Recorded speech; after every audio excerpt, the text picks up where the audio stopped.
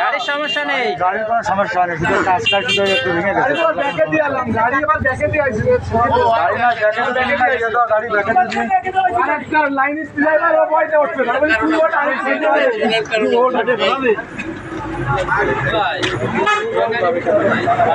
ওর কথা গাছ ছিল পিছনে ওই গাড়ি।